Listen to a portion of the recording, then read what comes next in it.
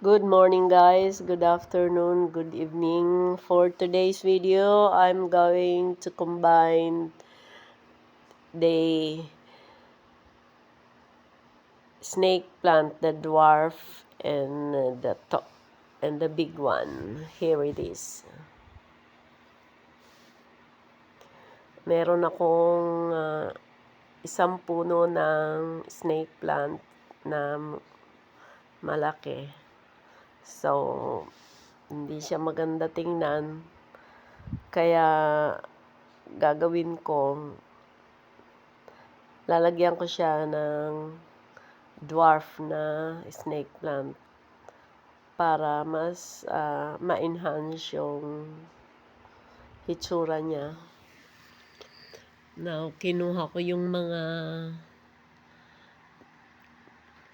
pinatubo ko na snake plants na galing sa leaves. So, ayan na siya.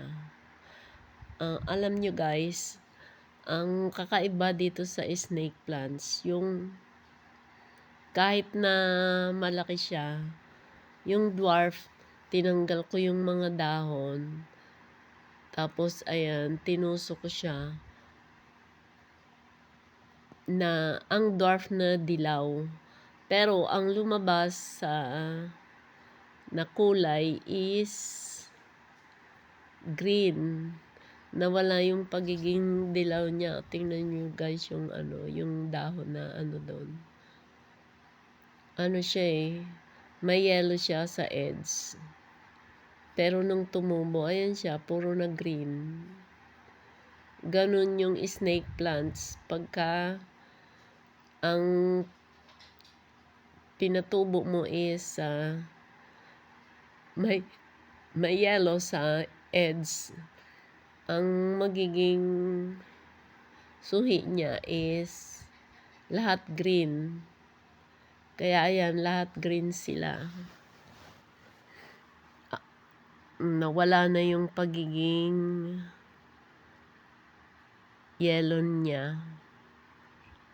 Pero pagka tinanim mo siya ng yung suhi mismo, tapos magkakaroon siya ng anak, doon yung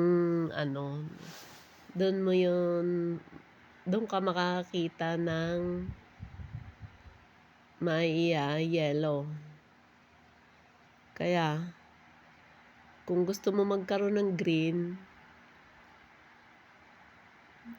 kahit na yung may yellow sa edge, magkakaroon ka ng green. Katulad yan, ayan.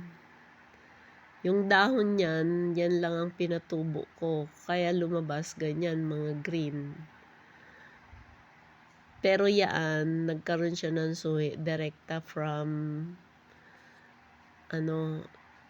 direct doon sa hindi siya leaves. Isang puno siya ng dwarf.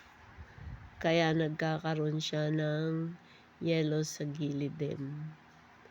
Kaya ganun yun guys. Kaya kung gusto mo magkaroon ng yellow-green, ang itanim mo is yung buong ganyan. Yung buong puno para susuhi siya.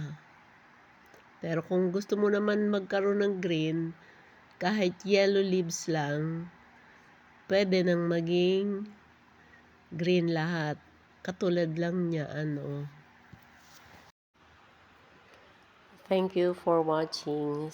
Sana may natutunan kayo how would you propagate leaves and what color ang lalabas.